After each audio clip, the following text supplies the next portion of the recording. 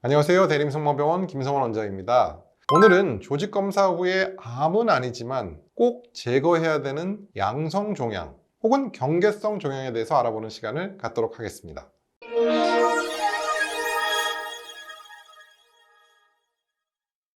총 조직검사를 통해서 유방의 양성종양을 조직검사했을 때 나오는 조직검사의 이름은 너무너무 다양합니다. 대표적인 경우가 섬유선종, 또 섬유낭종성 변화, 경화성 선증, 여기에는 복합성인 경우도 있고요, 일반인 경우도 있고요. 또 엽상종양, 또 방사상 반응, 상처란 뜻이죠. 그런 경우도 있고, 또 비정형 상피세포 증식증, 또 비정형 소엽성 증식증, 또 소엽상피 내암 등 정말 다 말씀드리기 어려울 정도로, 안내 유두종도 있군요. 다 말씀드리기 어려울 정도로 정말 다양한 종류의 혹들이 있습니다. 그러면 과연 이 모든 혹들을 다 수술적으로 제거해야 될까요?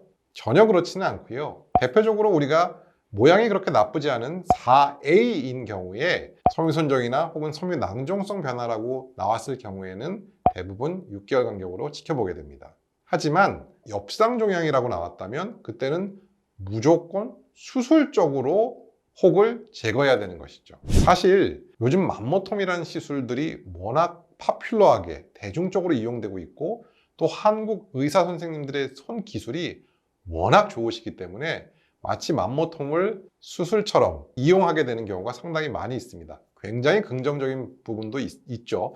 상처를 내지 않고 전신 마취하지 않아도 된다는 것처럼 좋은 것은 없겠죠. 하지만 누구를 맘모톰으로 절제할 것이고 누구는 수술적으로 절제할 것이냐를 잘 판단하는 것은 굉장히 어렵고도 긴 디스커션을 필요로 하는, 긴 상담을 필요로 하는 그런 질문일 수 있습니다. 일단 모든 혹을 다 수술해야 된다는 것은 절대 아니지만, 예를 들어서 사이즈가 좀 작은 관내유두종 혹은 사이즈가 좀 작은 복합성, 경화성 선증 같은 경우에는 쉽게 맘모톰으로 제거할 수 있습니다. 최종적으로 맘모톰을 제거했을 때도 암이 없다면 그것으로 끝날 수 있겠죠.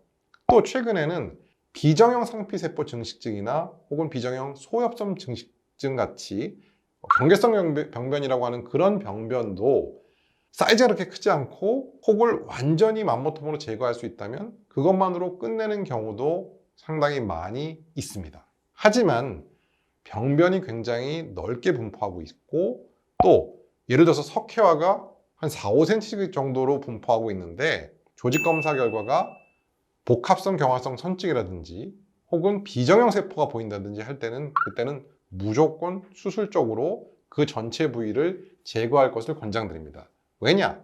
수술했을 때 실제로 유방암으로 이게 업그레이드 된다 그러죠. 상향 조정되는 경우가 전체 작게는 15%, 많게는 30%까지 갈 수 있습니다. 아니 선생님, 조직검사나 맘모톰을 했음에도 불구하고 암이 아닌데 왜 수술을 했더니 암이라고 나왔어요? 아니 왜 꼭 수술해야 돼라고 질문하시는 분들이 많이 있는데 실제로 이렇습니다. 우리 몸의 종양은 절대 아주 균일하지 않습니다. 굉장히 이렇게 불균일하게 이루어져 있다는 것이죠. 어떤 부위는 유방암, 어떤 부위는 정상, 어떤 부위는 비정형 세포. 근데 우리가 조직 검사를 했는데 우연히 비정형 세포가 나왔다면 실제로는 암이 있는데 조금 그레이드를 낮게 우리가 평가할 수가 있는 게 있죠. 하지만 이 부분을 전체를 떼어보면 드문 유방암이 있는 경우를 찾을 수 있다는 것이죠. 그래서 이것은 사실 전문가의 영역이기도 합니다만은 의사가 잘 판단을 하고 이게 수술적으로 전체를 제거해야 된다고 판단이 되면은 조직검사에서 암이 아니더라도 수술적으로 그 부위를 제거할 수 있습니다. 환자분들께서는 조직검사도 했지,